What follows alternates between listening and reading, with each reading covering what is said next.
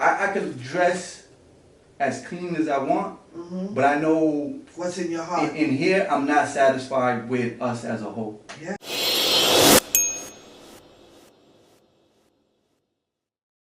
Peace and blessings, everyone. We out here to vibe. Hi, I'm Aunty. We out here to vibe. Everybody knows me as Aunty. Hey, everybody. We out here to vibe. Hi, I'm Aunty. We out here to vibe. Hi, I'm Aunty. Hey, everybody. We out here to vibe. Hi, I'm Aunty. One truth, one heart, one sound. Can't keep a righteous people down.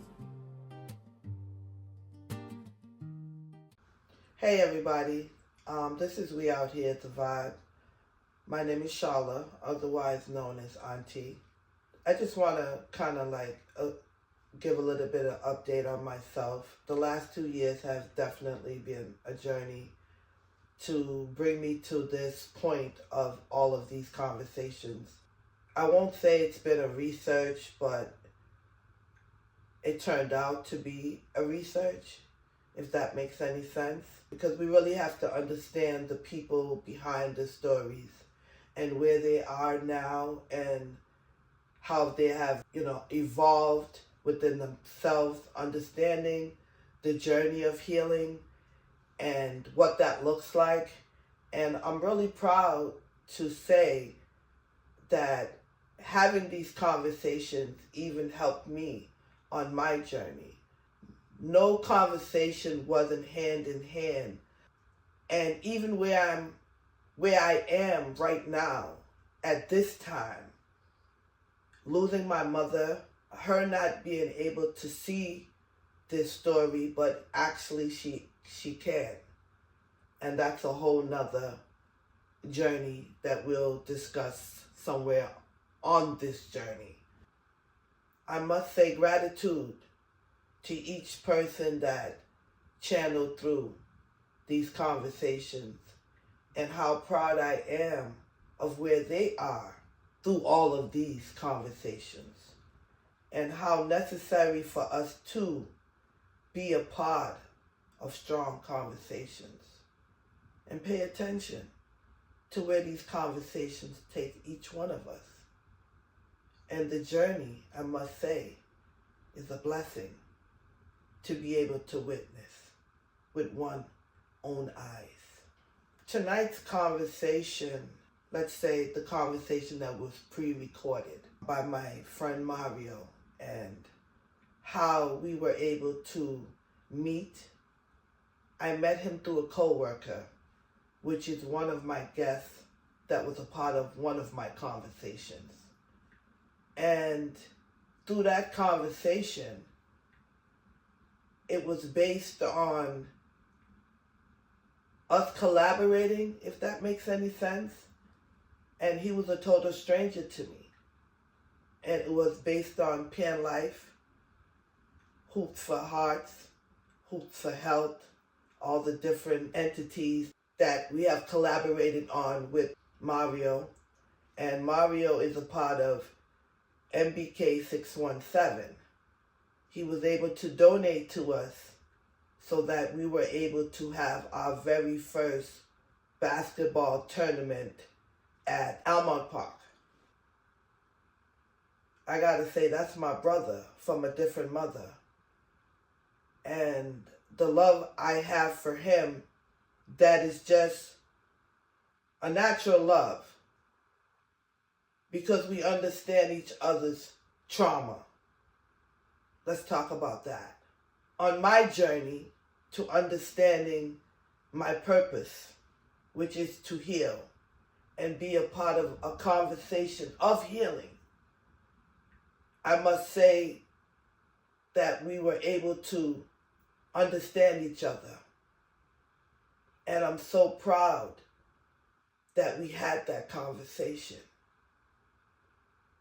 Not that my presence was needed, but I can say our conversation was needed. Since I aired this, or since we pre-recorded Mario's and myself's conversation, 3 communities of Cape Verdean because he is Cape Verdean. He stands on business when it comes to his Cape Verdean community. Over 30 years come together as one. And for me, this conversation was pre-recorded before that event even took place. Since that, he has had many conversations, expressing himself, being able to heal through his conversations, and be the strong person that he was when I met him, even more so. I want to see him flourish and MBK 617 be respected as a strong community, part of our community, giving back when so much was lost. And sometimes we don't pay attention to these very things that's important. It's not the trauma, it's the healing that we do to recognize the places that we were. And that's key. So shout out to Mario 617. I'm so proud that he gave me the opportunity to have that first conversation. And all the rest after that was a plus. So we got to pay attention to that. And big shout out. So subscribe to We Out Here to Vibe. And let's go pay some bills, y'all. Y'all come with me to Essential Body Herbs on Blue Hill Ave in Meta PM. Off jump, I had to give me a mush walk for my teethuses, okay? Keep them white and bright. Essential Body Herbs has an array of body care, holistic, aromatherapy, herbs, and disease. You feel me? They are Black-owned, family-owned, and Caribbean. A trifecta of Black excellence. Y'all, I had to give me some peppermint, ginger tea. My stomach was messing with me. They got powders and sea moss in the bag, you feel me? Then they got honey and bee pollen, for your allergies. Before I dipped, I had to get me some sandalwood and eucalyptus incense because they got an array that I could not ignore. Got some agua too. Dried incense in the front. Slabs of African black soap. A brick of African black soap. Diversity. They got a perfumery in the back. You know I had to make some. Customer service is amazing. Got 2 of them. Then I had to check out. Cook good and look good. Check them out. We out here to vibe. Everybody knows me as Aunty. I'm also sitting here with MBK 617, Mr. Mario himself. And we're going to have a little conversation on his community vibes and the things that he's doing outside and see where all this carries us. So Mario, you can introduce yourself to the people. How long you been outside healing? Still in the process of healing. It's an everyday thing. Yeah. But I'm originally from Upham's Corner, Cape Verdean. Been through a lot of hardship for my family, through a lot of hardship. Lost a lot of friends, family members from the violence. And when a little kid died, was murdered for petty reason, I was kind of pulled into making a change. Okay. Through a friend of mine to kind of help stop the violence. Let me ask you this question. Mm-hmm. You said that someone died and made you realize that it was time for a change. Yeah. Since that change to now, do you feel as though your presence in the community has made change? It's funny that you mentioned that because last couple of days I've been struggling with that. Right? Because I'm from the Cape Verdean community, right? But I look at all of us people of color as one, right? It's disheartening that we're all being forced out of here. It's disheartening that I feel like personally I've lost my culture and that I've lost my community, right? Because we're taking on a different culture. So I don't even know, I know with MBK we've helped several people, several kids, either go to college, avoid the gangs, get into jobs, and they said if you help one person, it's a blessing or something. But for me, just one person, it doesn't feel like I'm doing anything. With that being said, what does community mean to you? So, I've been here a long time, and I'm older than I really look. I remember growing up, and all of us being outside, like parents, kids, being outside, like the entire block in the summertime, just being outside, all the neighbors knowing each other, kids all knowing each other. If there's a party, everyone's at the party. Right. You know, to me that was community. You know, that felt like all the kids were being raised together. You know, it wasn't like one block is fighting with the next block. Literally in Boston, we're so small that it's literally like that. Yeah, facts. You know? What do you think that's missing to bring back that vibe, bring back that family structure, that family vibe? Because yes, that's a fact. It is missing. You know, like when we do have little community events and things of that nature, and I attend, it's like, why can't this be something that's like this every day? Every day, yeah. You know, why do we just do it when we're trying to do a 10-year anniversary of somebody dying or something of that nature? Why can this not be a vibe all the time? I honestly don't know, right?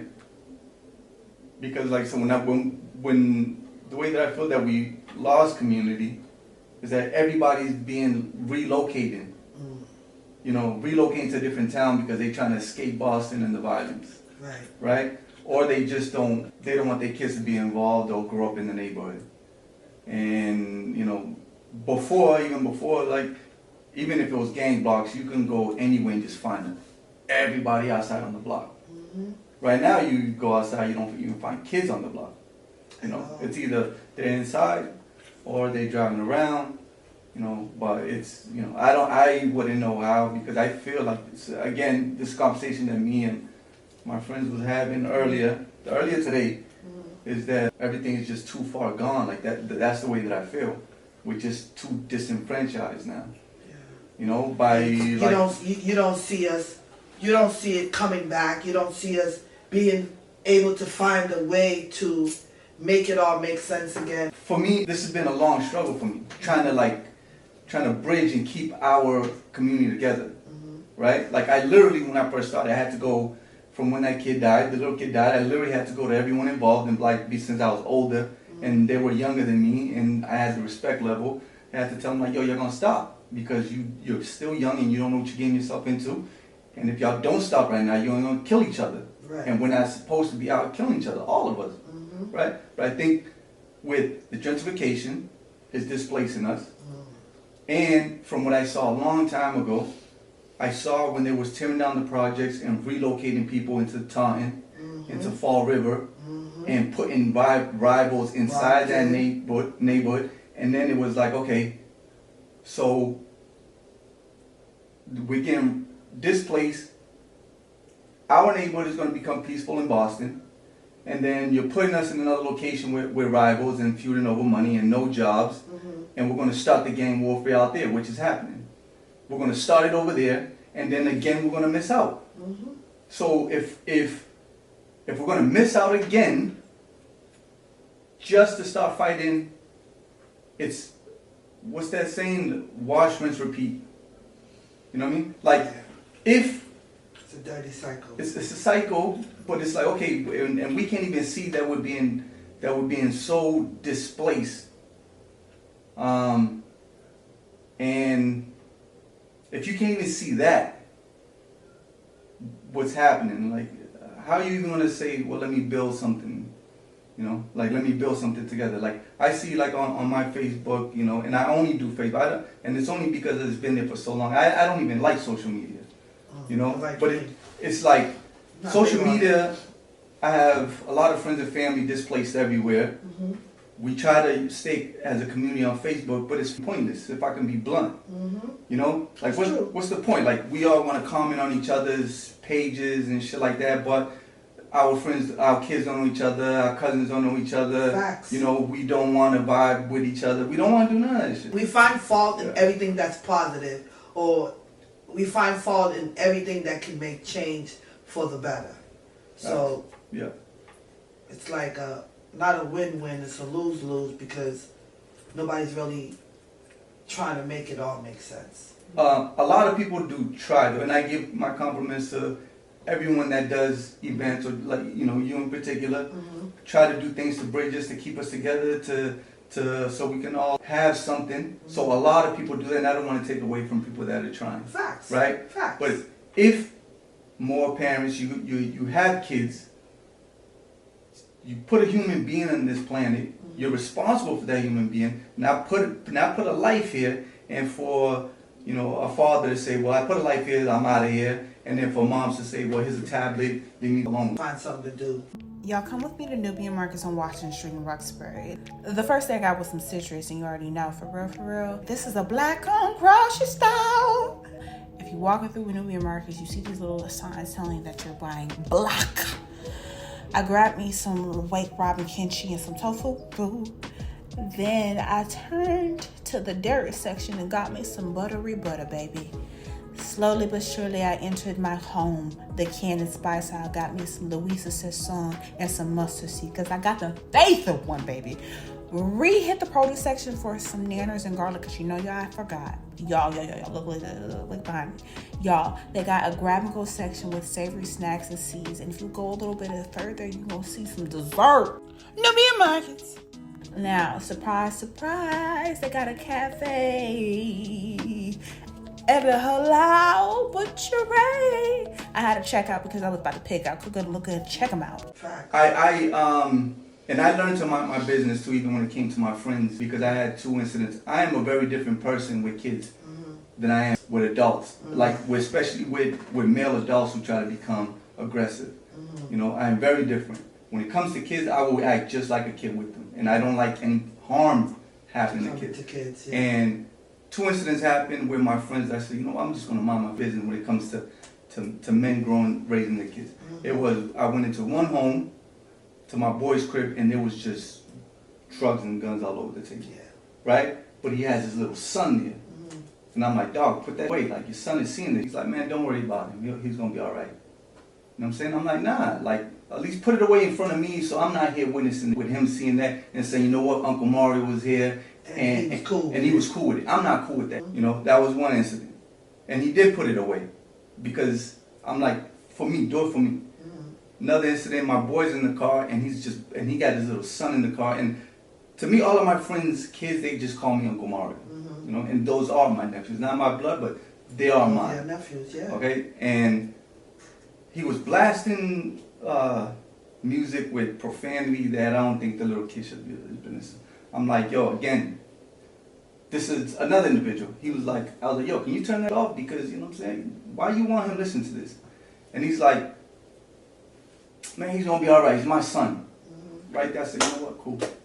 After that, I never told another man what to do with this. With their kids. You know Because in the end, they're going to see the effects of all of that. Exactly. And all that trauma and what it does to your children. Exactly. You put in the kid here, you would want to protect and shield them from all of that. The kids swearing, speaking out yeah. the time. And it's like, the kids, man. And we got racists, and I'm not going to say white people, I'm going to say racists who just, you know, look at us like that and like, they're savages, they turn their kids into savages, you know. And they're going to be nothing but savages. Savages.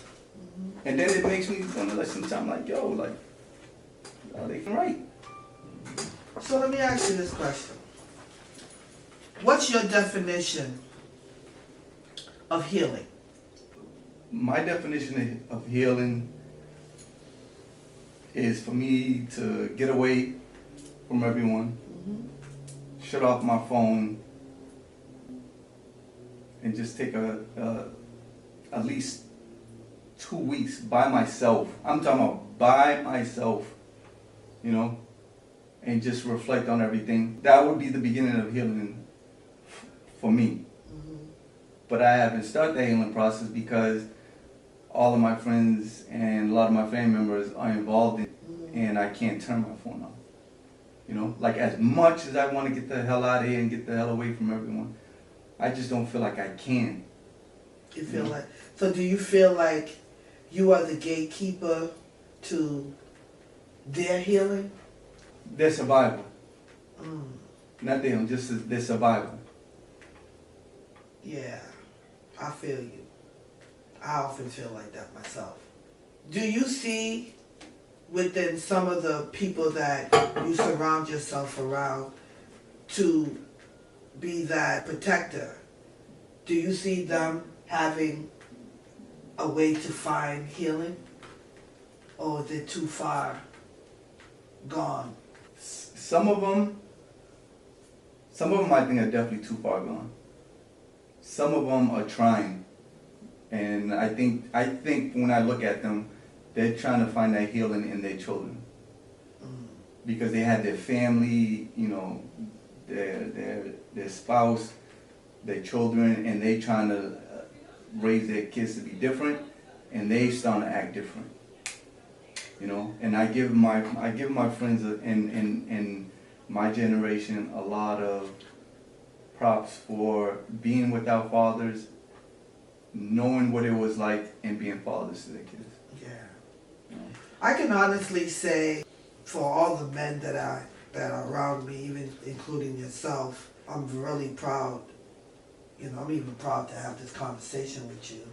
For me, knowing people and understanding them, it's being around them and catching moments when they think I'm not looking, of that grounded, you know, finding a space, and just the pleasure, you know, because I watch how you guys interact when you're doing your events, and it's like you guys are kids again, you know, outside playing. But it's serious, it's business, and we're making sure that the people in the community understand the vision. I hear you talk about it all the time, the vision. Mm-hmm. And you believe in it. I do. I gotta tell you that what you're doing is necessary. You understand? Because not everybody has the eye to see beyond. You know, God gave you that gift. For whatever reason you have it, don't give up, because you are doing something, you know, you are making a difference.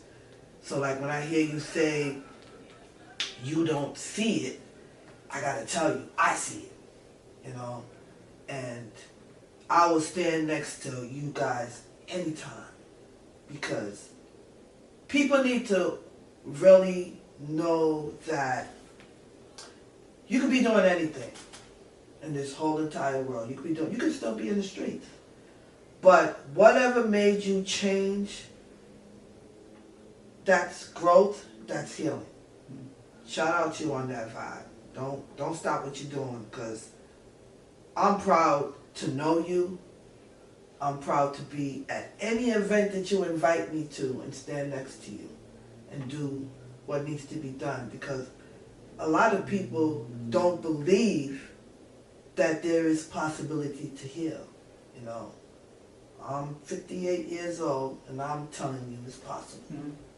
You know, I used to hate, I wouldn't say hate, I used to have a dislike for things, places, people, but that's because trauma took over, and it covered everything that was positive outside. I love to take walks, so now when I walk, I actually see the beauty outside. You know, so for me, healing's it's an automatic thing. But never give up. Mm-hmm. That's what I would tell anybody, never give up. For you, MBK 617, how and why did you make it relevant for your community? One, it was, Cape Verdeans, we've taken a lot of losses, right? But black people in general, we've taken a lot of losses before Cape Verdeans started dying and going to jail. Mm-hmm. You know, and I felt like there was a lot of things that we needed, that people were, like the adults wanted, or felt like the government should be doing, or someone should be doing. And I've never felt like I needed anybody to do anything for me. You know, like I've been on my own since I was 16. You know, like foster care, and in detention center and then living on my own, and like I've been doing everything. I've been paying rent, you know, when I lived with my mother at a very early age, 15, helping paying rent. I don't need anybody to give me shit. I'm not gonna ask anybody, especially if I know you hate me, you hate my people, to give me shit. That just don't make sense to me. So I'm like, I'm still here. These are still my people. Whatever I can get and I know we need, I'm gonna bring it. I'm gonna get it, and I'm gonna bring it to us. You know, now with MBK, we have the resources, and if we don't have it, and we know you need some, we're gonna bring it. We're gonna get it, and it's not coming with a stipulation. You know, like we're horrible at documentation. You know, because I know like if someone in our community is in need of something, I'm not here to be like, let me get your name, fill this form, do this, do that, because in our community, it's the necessity outweighs the paperwork, you know, and that's why we've been horrible with funding, because we don't take the time to just dot everything out and then be like, let me file this and I'm gonna get back to you, you know, but that's what we try to do. We try to give the kids what they need. We try to provide the parents with the resources they need for their children, and then we like to do the community events just to like, our community loves them just as much as anywhere else. They don't have to go outside of our community to get anything. Right. You know? Keep it in the family. Keep it in the family. And, you know, we have more people outside of our community that tries to bring themselves into our community to see like, well, how the hell are y'all doing this shit? Yeah, without y'all. Without them. You know? And it's because there's a lot of us. And, you know, we could have $10 in our pocket, but when we all put in that $10 together, we got $100. You know, we have the resources amongst our community, but it's like we have to stop chasing that's meaningless. I own multiple homes. I've owned multiple businesses.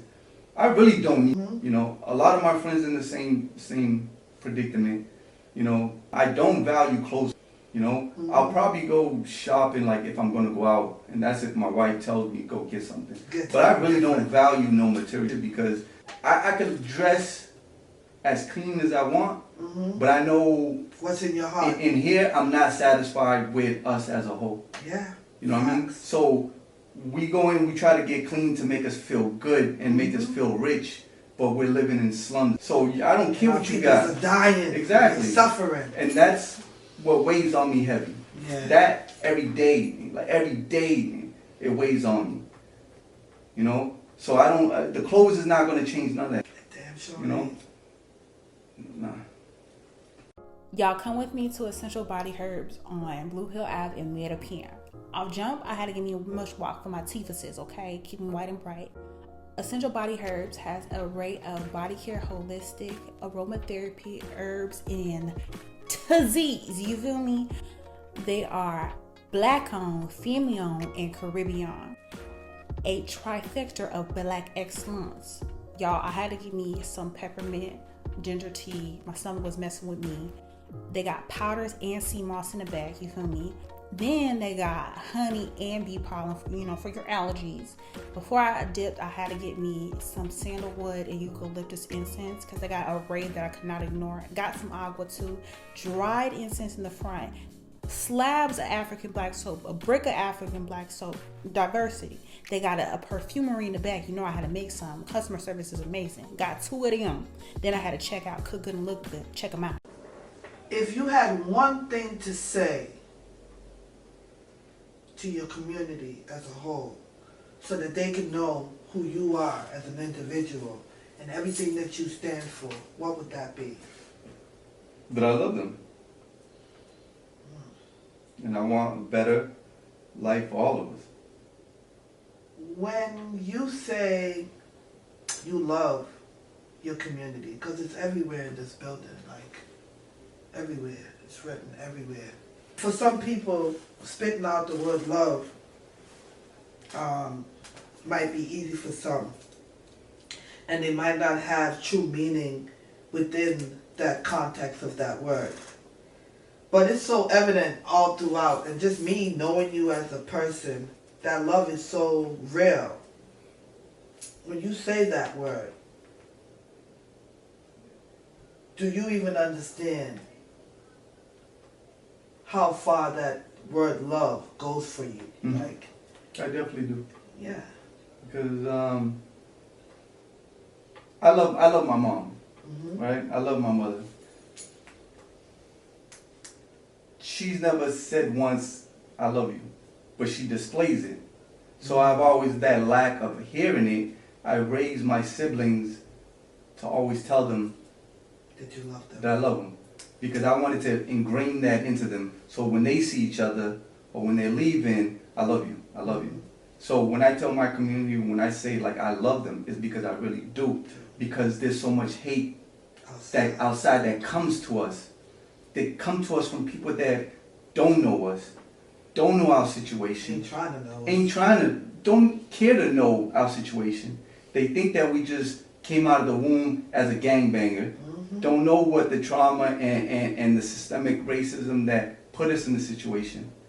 And I don't even care about their hate. I don't care about how they feel about us or how they see us, you know, because I don't pay attention to that, you know. So as much time like you can have those people say, I hate you, I hate you, I hate you, I'm gonna tell you I love you. Because I don't want you to pay attention to that. And then I'm not just gonna tell you that I love you, I'm gonna show you that I love you. And I'm gonna show you I love you because I wanna help you stay out of their claws. Like I don't want you in the cemetery at an early age. I don't want you, you know, rotting in a prison from you're 18 until you're, you know, 30 and saying, how did I get in here? You know what I mean? Because the kids here, like in my neighborhood, I love them to death, and they know that.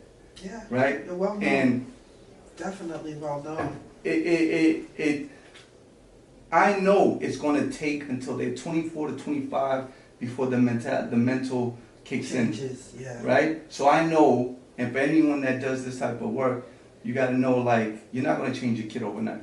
Never. You got to have that patience. Got to keep grooming them. Grooming them. You know, deal with that heartache and the headache until they reach that age where they're like, I get it.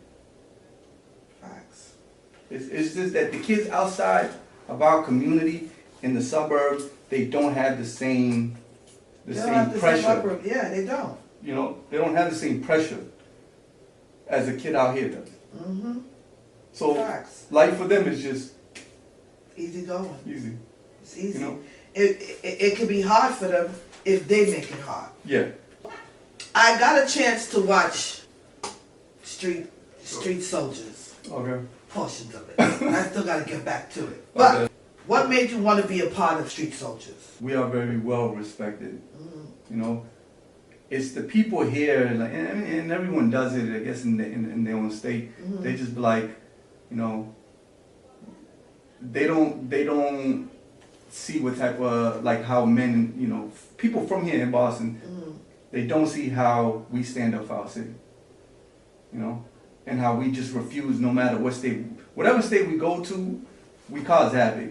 Right. You know, we cause havoc, and not that it's anything to glamorize, but it's just that, you know, Boston is filled with gangs. Like there's the white part of Boston, and then there's our part of Boston. Someone once told me that gangs started by the CIA and the FBI. They were the main reason these gangs came about. What's your input? So this of how I know how Cape Verdeans started banging, because I was a kid and watching it slowly unfold.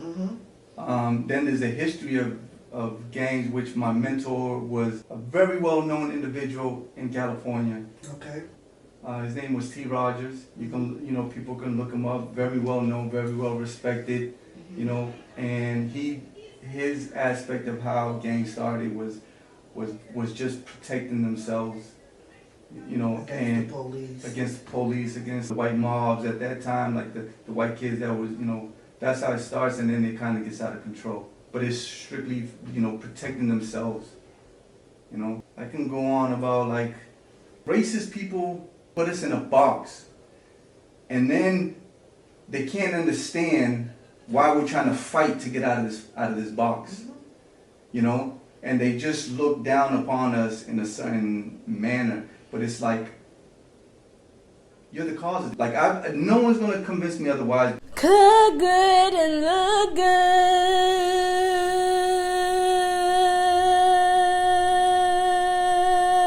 You know, my father left me, right? Abandoned my mom. But it's this shit where in Africa, in Cape Verdeans, we're Africans.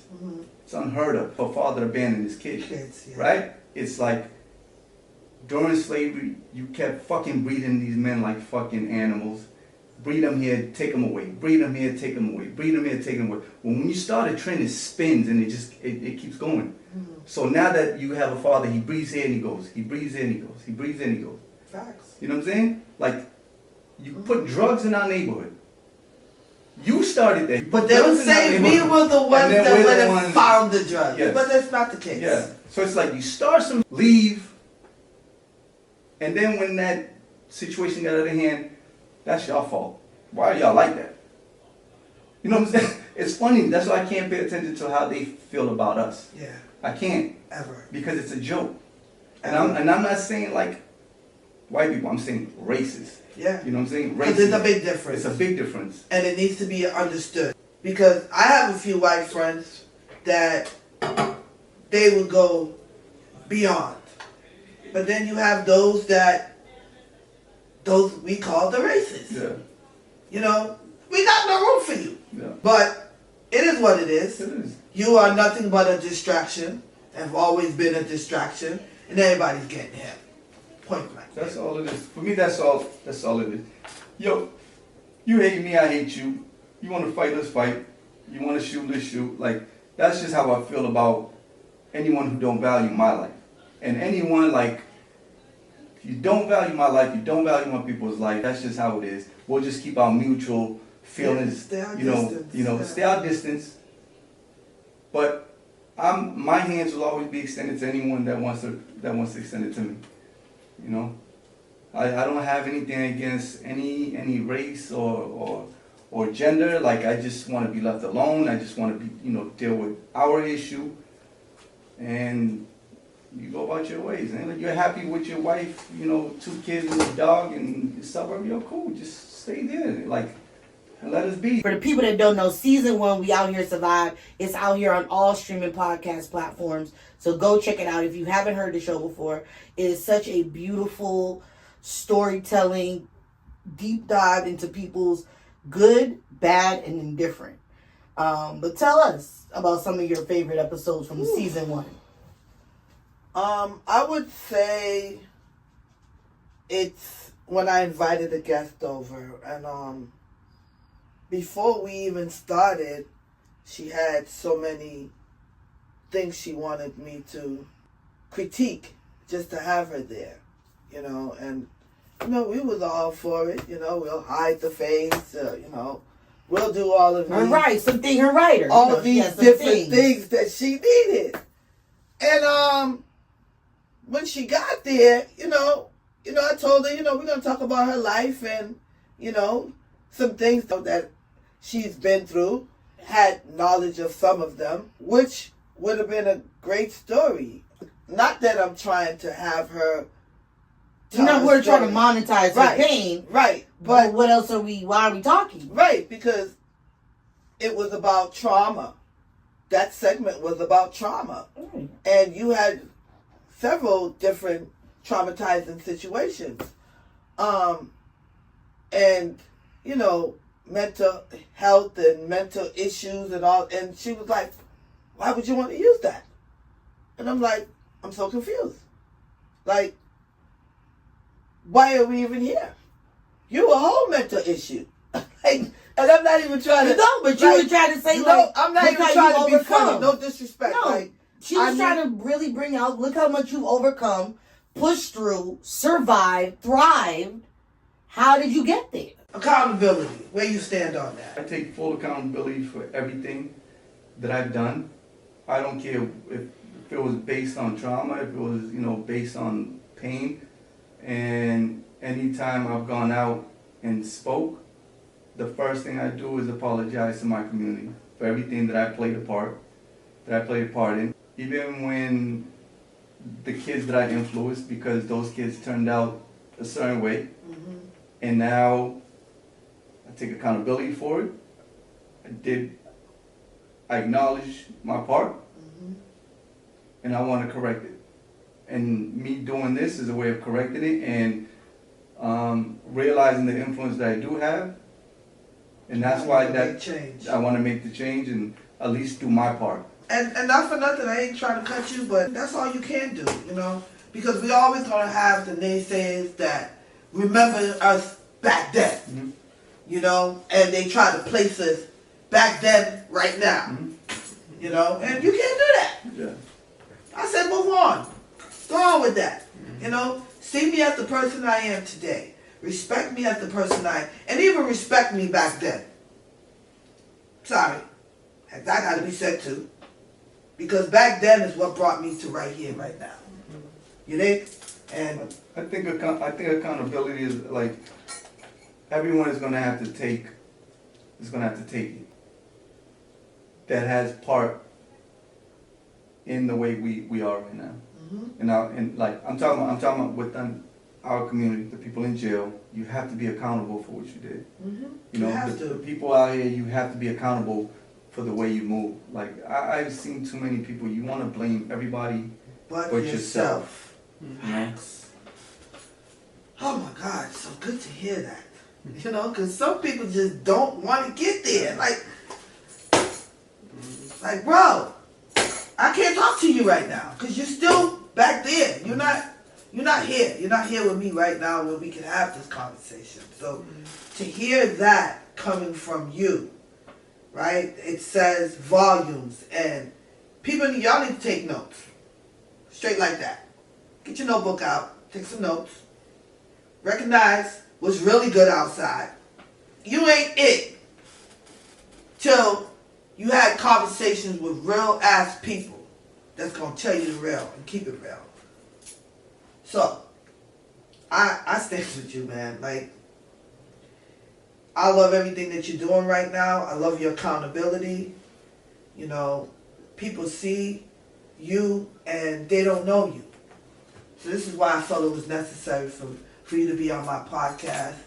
Because my podcast is based on trauma, homelessness, accountability, stability, all of these various factors that we have to heal. And the only way we can heal is when we have these conversations. So for me, it's like gratitude and gratitude and more gratitude, because a lot of times I think I'm the only one that thinks like this, you know, but it's not so. I got a whole bunch of people that think just like this. And it's a lonely place when you feel like you're the only one like that, right? And we all thought the same because we didn't have a different perspective. Not because of our parents. Our parents' perspective was go to school, get a good job, and live your life. Yep, and be safe. But be safe. But the majority of us being outside on the block, we thought the same, you know.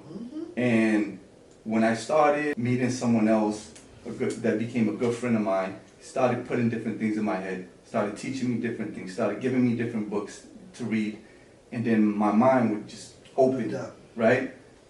And then when I would go to the block, I'm having a conversation with you about what me and him talks about, but he can't understand what I'm saying. Like he literally, he can't understand what I'm saying, right?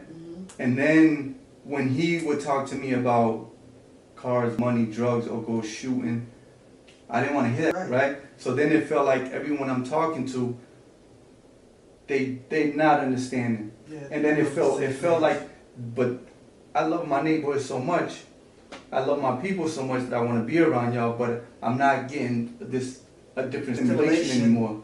So then I felt very alone. You know what I mean? I felt very alone. And then at times, like when I go home, I was living somewhere in a different part of Dorchester. I wouldn't show my friends where I live at. I wouldn't bring anyone to my house. I started being very isolated. You know what I mean? Why do you think that is, though? It was the not trusting people because my house got raided, and I found out why it got raided, like where I was living at, and it was because confidential informant was feeding information Since I didn't know who it was, I relocated and I didn't want no one around me. Okay. But that's why I met this person that just started feeding me different. Knowledge. And now I'm like, Knowledge. okay, I've never heard this type of conversation before. I've never thought of anything outside of my block, you know, my neighborhood. And I welcome that conversation with him. I do know you went to school. What made you decide to go to college and get your degree? Cause I have a younger brother, and he was looking at like 15 to 20 years for multiple shootings. And at that time, I was getting ready to buy a laundromat business, but my brother. So I kept spending money on an attorney. Every time I didn't like that attorney, I would fire him and get another attorney. When I didn't like him, I would fire him and hire another attorney. You know, so I wasted all my money, and then I was like, you know what? I have to face that my brother might be in there for, you know, he's 18 years old, and he's beyond my brother. He's like my son. You know, Because you raised him. I raised him, and accountability. He's like this Because of what he saw you because do. he saw what he saw me doing, and how I had him moving around at a very young age, which was ridiculous, right? I had to take accountability for that, so I had to save my brother. So I was like, you know what? I'm out of money. My brother's gonna do 20 years, maybe life. I'm just gonna go to school and I'm gonna be a lawyer. So I went to law school. Wow. And I was studying criminal justice. I was getting ready to take my LSAT test, which is like the test you have to take to get into law school. I was prepping for that. I was in my last year of college. And then I just kind of fizzled out because I never took a break. I went to college 4 years straight. I didn't take a semester off. And how did everything work out with your brother? They offered him 8 years through another attorney that someone helped me get. And they was like, yo, this is the best deal you're gonna get. And he had his co-D ratting on him, who went under the first gang witness protection and was relocated out of state. Wow. So He was one of the first ones out of Massachusetts. A lot of people don't know about that witness protection and how they take you out of this state and take you someplace else. And they don't know that Massachusetts is one of the biggest states for that. So check your stacks. Know the facts. There was that law was very new when it started because it was a whole stop snitching campaign. So that triggered a lot of people was getting killed. So this triggered that new law to start putting gang members in witness protection, and that his co-D was in fear for his life to testify. But his co-D is the one that brought him To the situation. to the situation. It was Right, his. It was right. his beef. Of course. So then It's always that way. So then he testified on my brother. He was testifying against my brother. I'm gonna leave it at that. He was gonna testify against my brother.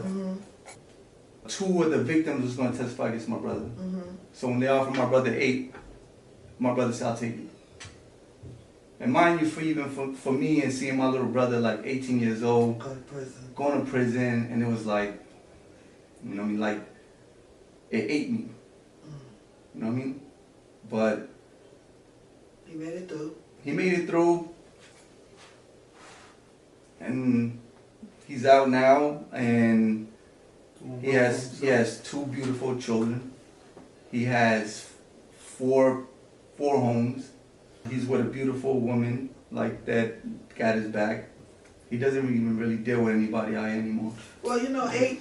Did he do the full 8? He did the full 8. So 8 is infinity. Shout out to that infinity, that number. That maybe he needed that. Oh, he definitely needed that. My brother to needed round that. out and figure out Yeah. himself. If he didn't go sit down, he would have something would have happened to him. Yeah. And then in return, something would have happened to me as well. Right. Cause y'all tight like that. We're tight like that. Like if something had happened to my brother, man, like God forbid, man, like there's no way I would be here. There's just none. Well, I think that whole situation, because the saying goes, things happen for reasons out of our control. You were able to, 1, go to college, put some education in your brain, And then your brother got the 8 years, but he came out 4 houses later. You know, family, everything, and worked on himself. You know, so we can't question the authority of God, man, because God, he moves, man. And sometimes we really don't know his movements, but it works out. You know? I've learned that. God doesn't make mistakes. No, he don't. He don't. Me standing here, I'm a firm believer in that. I done been stabbed, I done been shot, I know about all that. Been in the street, so I know what that looks like. And I never thought that I would be where I am right now to be able to feel good about the place that I'm in and know that healing is a daily thing. It doesn't stop right here. It continues. But to know that I'm not alone and I got all of y'all with me, that's a whole vibe within itself. You know, so we need to just constantly keep pushing out that healing and that accountability. You know, trauma happens, but there are ways for us to overcome. You know, and I'm looking at it. You know, I'm in this building right now. This is how y'all overcome. There's words all over the place. Do you. What's love? Love you. You know, like everywhere you look in here is touch, you know, it's love, unity, faith, help. Yeah, so it says that these words around you says a lot. It's what's keeping you grounded, you know. It's keeping you grounded, man. And I'm glad to know you. I'm glad to have this interview with you. One more question I will ask. With everything that you have accomplished, is there anything else is missing for you? Is there any one thing? If I can get one thing. Yes. What would that be? Like anything. Anything. I would want my friends back. I would want all of them back. You know what I mean? Like a lot of us are gone, man. And I would want them back with their family. You know what I mean? Like, I'm not even going to cut you off. But there's one of your friends that left this earth. Okay? And there's a message he got for you. He's good. You know, he made his choices as well as you made yours. But there's a reason why you're still here. He needs you to carry on that journey. You know, you might think I'm far-fetched, but there's somebody that left your circle that you and him must have been like this. He's smiling. He's so happy to see you in the space that you're in right now. He just wants you to keep going. And sometimes you're going to have to tell people, no. He said to tell you that. Sometimes you're going to have to tell people, no. And it's okay. Because he's going to be telling them no right along with you. And you know who that person is. I'm going to leave that one right there. So, y'all might think, yeah, but I'm way beyond myself. You dig? If there is, like, if I could, because make one correction. So, when I said 2 of the victims was testifying against my brother, there was 3 people total. It was like the co-defendant, and there was 3 people total that he had shot on 2 different occasions. So when I say 2 of the victims, it's 2 of them, but one of the victims is me and him have been working together, and we've come to terms with each other, and I don't want people to think that he's one of the people that one of the victims that was testifying. So I just wanted to clear that out, right? You heard it yourself. You heard it. He cleared it up. Those who don't understand, holla at your boy. He's good. We're good. We're all good because we're healing daily. Dick? All right. We out here to vibe. Always supports MBK 617. If you didn't know, now you know. We squad up. Whenever they call, we outside. Cook good and look good.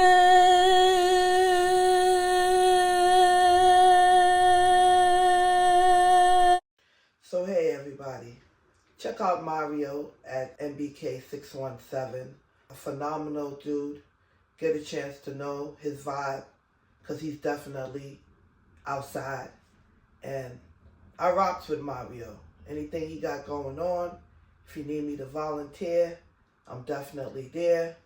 And yeah, go find him. Yeah.